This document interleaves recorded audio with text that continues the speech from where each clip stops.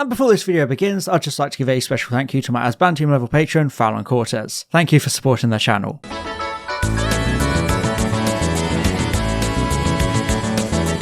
Tonight, the Doctor gets a smooch, the Lorax runs around a garden, and Ruby Sunday won't stop talking about Bridgerton. Oh my, Bridgerton! Oh, this is so Bridgerton. It's literally dressing up and playing at Bridgerton.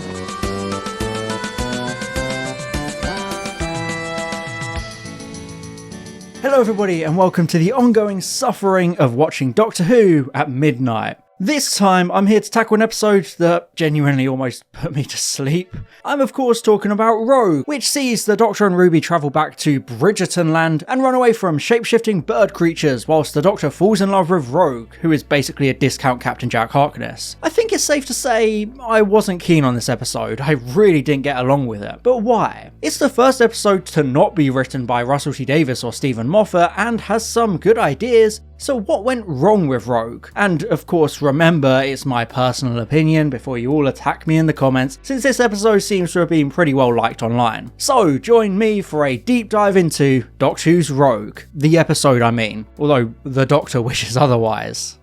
Oh, I love this. Classic!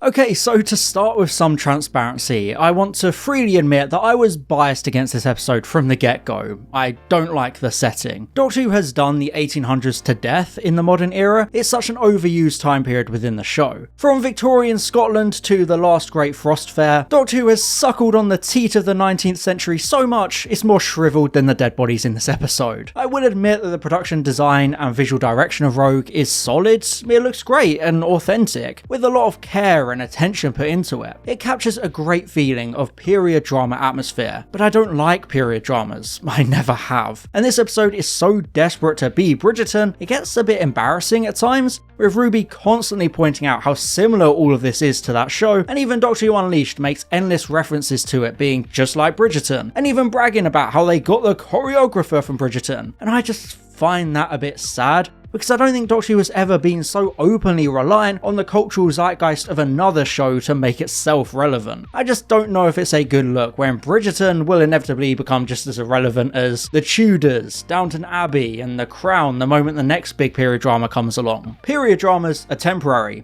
Doctor Who is eternal.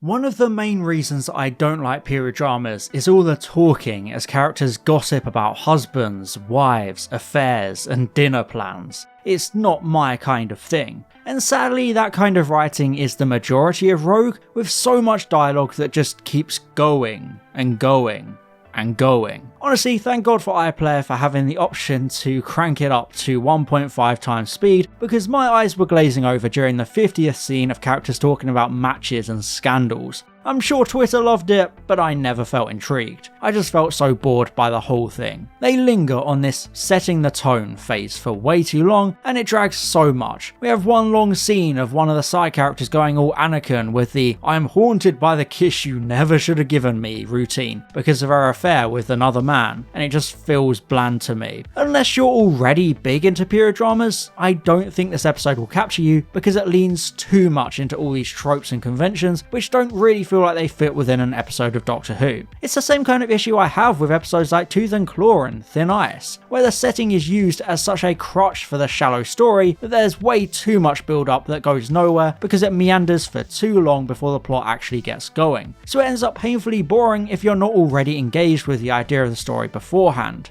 Because I mean, you're given no real reason to actually care about any of these side characters, so their constant relationship drama just feels like a waste of time. And what even is the plot of Rogue? Bird people cosplaying period dramas, or something. Yes, let's talk about Birderton. But Bridger Bird? I don't know. With Cholder bird aliens doing their best Levine impression and killing characters to wear their bodies as skin suits. I wonder if all these different aliens have conventions where they meet up and trade secrets or bodies, because my god, there are a lot of them. It should be scary that they can replace people so easily and so viciously, but we've seen it so often before that the effect is kind of lost on me personally. The shriveled bodies are neat though, I guess. The Chupa Chups are weird, they don't really fit in with Doctor Who in my opinion. Don't get me wrong, their design work is great, with lots of practical effects, but they don't really feel like a worthy villainous presence, especially when the Chocobos start chasing the Doctor around shouting threats like monsters from a kids show. They just look and feel off, like they're in the wrong show by accident. Also, is that the Lorax? What's he doing here? Bro got that Blue Man Group look going on. Apparently these birds are gonna cosplay the world to death or something. It's not very impressive reasoning to take them seriously. And I hate how much the episode wastes Indira Varma. She's a great actor. She's been in really high profile shows and obviously appeared as Susie in Torchwood. So I was expecting great stuff from her. However, the script really just wastes her as she spends a little while politicking and being stuck up, before then becoming a chumbly and running around screeching about vivisecting the Doctor and wanting a new look. This would have been fine in 2006. Not so much in 2024, when Doctor Who is trying to be some big, dramatic, prestige streaming drama. It's just bad in my opinion. I mean, just compare them to the absolutely chilling and unsettling Family of Blood, which had the same body swapping abilities and desire to steal the Doctor's form. Honestly, night and day. Hot on the trail of the Chuds is Rogue, the definitely not Captain Jack Harkness character introduced in this episode. Honestly, it feels like a bit of an elephant in the room I have to address. One of the last stories in Series 1 introduced an enigmatic future human with mysterious past trauma and an American accent. He travels back to Earth's past with his invisible ship and initially sees the Doctor and his companion as a threat, only to reluctantly work with them, flirt with the Doctor, mock the sonic screwdriver, and ultimately sacrifice himself because this encounter has inspired him to be a better person. And now, Season 1 has done the exact same thing with Rogue, who fits that exact character description. Now of course, Rogue is different in some ways. He's more muted and reserved, not the bombastic, comically horny Captain Jack, but Jack's still brooded in Torchwood, so it's not the dramatically different personality a lot of people like to suggest. I feel like Davis wanted to try and recapture the success he had with Captain Jack in Series 1, so we got Heron and Redmond to introduce this legally distinct version, who has all the same general character beats, but with a more modern 2024 style personality. It basically allows Davis and his writing team to have Captain Jack in the show without needing to worry about the headache of involving John Barrowman, but it definitely doesn't do Rogue any favours because the comparisons are so clear. Jonathan Groff does a good job of the character, don't get me wrong, he's fine, but everything with Rogue on a writing level really does just feel like a rehash of a character we've seen before. Oh wait, no, he's actually completely different because he's a nerd. He plays Dungeons and Dragons and that's why he's called Rogue. You know, very important character building right there. Super important stuff. Although, you know what is actually important stuff? Hitting that like and subscribe. I mean, seriously, you should see this coming every week by this point. I mean, I still got you though. Anyway, the Chalders Gates are murdering the guests of the party to take their place, with both the Doctor and Rogue suspecting each other of being responsible. Garrett and Groff do have really good chemistry and it carries a lot of the episode in the middle as they interact, their characters trying to outdo one another and show off. There's a really fun scene in Rogue's ship as the Doctor just keeps playing Kylie Minogue no matter how hard Rogue tries to shut it off. Side note, how does Kylie Minogue exist when Astrid Peth is literally Kylie herself? I guess she's got the same magical ability as people like Stephen Fry and John Hurt, where they exist within the universe as themselves as well as characters. Anyway, it's fun to see the Doctor and Rogue winding each other up, trying to play these mind games to gain the upper hand. Gower also gets a fantastic moment as Rogue scans him, revealing all the Doctor's previous faces in a moment akin to the Next Doctor or the 11th Hour. Although for some reason the Schalke Doctor is also there, just kind of chilling. Who cares about explaining anything when there's just salt, I guess. 15 gets a great speech here, a real standout Doctor moment similar to the ones we've become so used to in the modern era. It's a reminder of the Doctor's authority and his serious side. Beneath all the jokes and energy, this is very much still that dark character who has experienced a lot of trauma and loss, so it's always nice to be reminded of that with authoritative moments like this great speech. After getting to be Willy Wonka for a second, the Doctor invites Rogue into the TARDIS, where they talk a little bit more. Seriously, I wasn't lying when I said this episode is endless chatting. It's difficult to sit through, especially at nearly 1 AM. But as I said, Gower and Groff have such great chemistry, it really does help to carry things like this. There's some great banter, but the scene helps to flesh out Rogue's tragic backstory as he explains to the Doctor that he lost his own companion, with the Doctor sharing that grief because of his own losses. That's a great line from 15. 15 about having to live every day because their lost ones can't, which is a really profound piece of dialogue, further showing the deeper layers of this incarnation and what pushes him to strive to keep going and keep travelling. You know, it's a really good moment. I do also love that he can just tell that Rogue has lost someone close to him, because he's lost so many people, he can just immediately tell when someone else is suffering in the same way. The scene also continues to build up the romantic tension between the Doctor and Rogue, as they invite one another to travel, which of course is an instant death marker whenever the Doctor does it. I mean, just ask Astrid and Rita amongst many others, just saying. I do feel like the romantic subplot between the Doctor and Rogue happens a little fast. Their whole relationship feels a bit rushed, and I can't fully buy into it. I guess it's like the opposite of Thasmin, which took way too long and was too subtle without an actual payoff. Whilst this relationship unfolds too quickly and doesn't have time to breathe or develop naturally. There's a big moment where they dance and stage a dramatic Bridgerton scene to try and draw the attention of the Chain Chomps. So Rogue proposes to the Doctor in a big scandalous moment, which, you know, does show great intuition from both as they work out the most scandalous thing for this time period. But obviously there's meant to be a level of ambiguity at how sincere it really is due to their romantic subplot. It's fine, but it really needed more time, and I feel like the boring subplot of Ruby Bridgertoning all over the place cuts into the time needed to really sell us on the deeper connection between 15 and Rogue, since they just kind of trauma bond. I mean, don't get me wrong, Ruby does get a great moment of shutting down an ambitious lord in a very Rose or Donna-like response to the old-fashioned methods of courting. It is fun, but it's ultimately superfluous when the episode has such limited time to do everything else. Oh, but there's a twist that the Anakin woman from earlier was actually a Cholder all along because reasons. And now she wants to steal Ruby's body. This is such a random twist, especially considering the earlier scene of what we now know are two Cholders in a family trying to bump uglies, despite, you know, potentially being related. It's weird. Let's just hope they're just a normal couple. Anyway, the Chumbawambas want a big showpiece wedding as the season finale for their LARP, whilst the Doctor and Rogue plan to trap them all and send them into a barren dimension as imprisonment for their crimes. But of course, now the Doctor is conflicted because he's under the impression that his best friend is dead.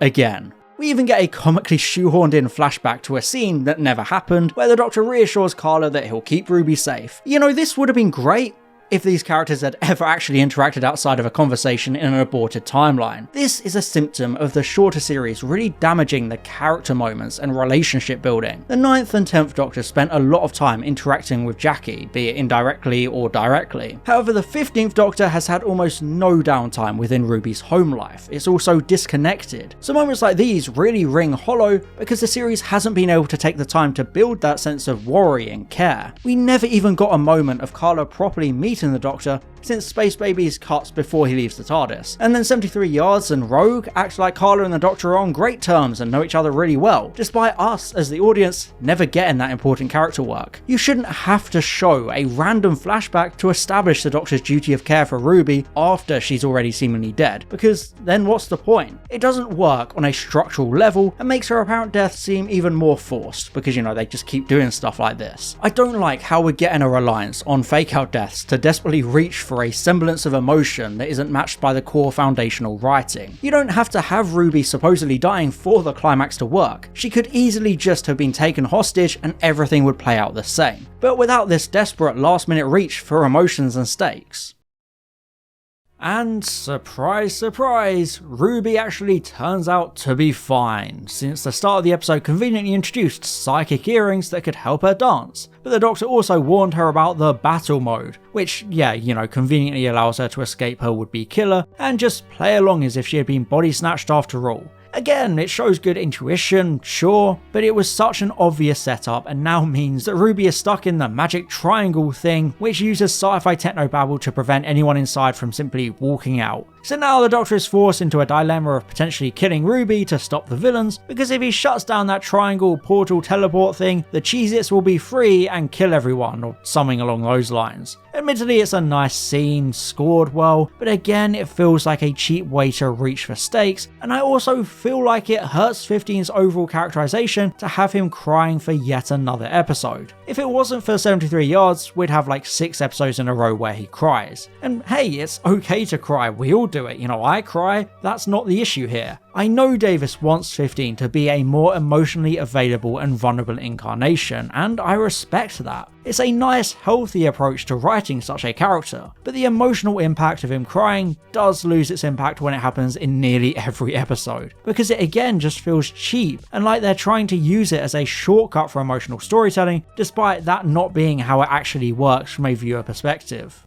Another ongoing issue with Series 14 is how damn passive the 15th Doctor is. Much like the 13th, we rarely actually get to see this incarnation step up and save the day himself. Ever since Church on Ruby Road and Space Babies, it's side characters who have done it. The series has done a wonderful job of showing us the personality of this incarnation, but he really needs more actual authority at the end of episodes, showing us how clever he is and how he can overcome the odds without any help, like every incarnation does. Indeed, the same thing happens in this episode, as Rogue distracts the Doctor, allowing him to take the triangle transmat device thing, freeing Ruby and sacrificing himself, making sure to drop plenty of hints that he'll be back one day if they can afford to hire Groff again, because this era is so desperate for a new Captain Jack or River Song-like character. Anyway, it is a good moment of heroic sacrifice with nice music, and it does work on a character level. Rogue putting his own life on the line to avoid the Doctor having to suffer losing Ruby, because he knows that pain himself all too well. It works fantastically, don't get me wrong, but it does unfortunately feel like another example of the Doctor being sidelined when he should be taking centre stage and confronting difficult decisions or finding his own way out. It's almost the exact same as that one guy from The Timeless Children, who the Doctor just abandoned to kill himself and all the Cyberlords. I'm just tired of the recent incarnations of the Doctor feeling more like passengers in their own adventures and not actually saving the day like the Doctor always has. It just feels like this annoying trend that's creeping in, and I don't like it.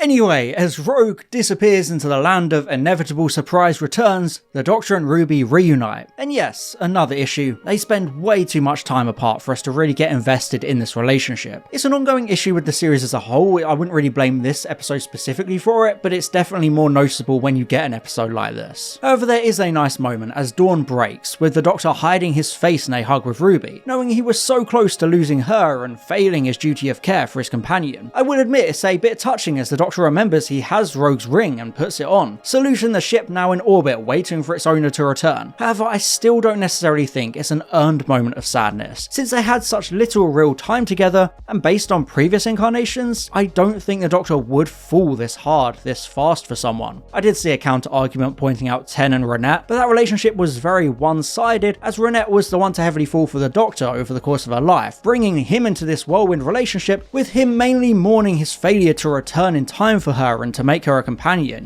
That's the main reason he was so sad. He wasn't actually super in love with her. But with 15 and Rogue, they only know each other for about maybe an hour tops, because this episode seems to take place in real time. It just doesn't feel to me like they did enough to justify an ending like this, with Rogue having had some profound effect on the Doctor. And also, I am just not usually that keen on the Doctor having romances with anyone, honestly, so you can take your what about Astrid argument and just kind of throw it away because that was dumb too.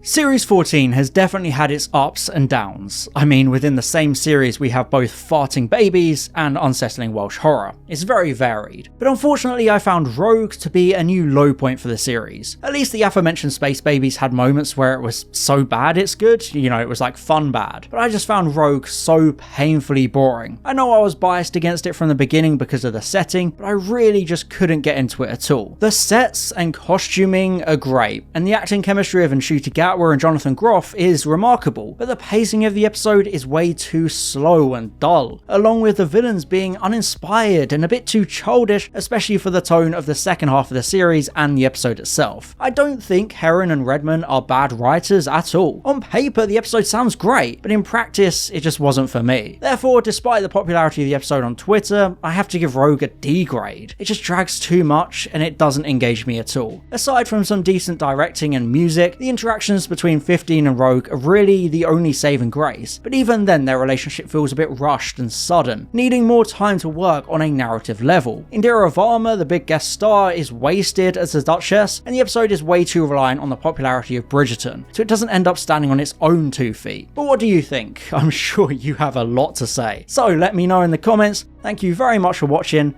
Please keep it civil, and as always, I'll see you in the next one. Bye bye. And I'd just like to give an extra special thank you to my Asbantium level patron Fallon Cortez, my Diamond level patron Glenna Clark, my Platinum level patrons Matthew Burns and Maximilian Foreman, and all my Gold level patrons Chris Douglas, Daniel Shillito, Francois AK Line Vortex, Lee Marie Farrell, The 3 Railway Engines, Thomas R, and Thomas Price. Thank you so much for your support.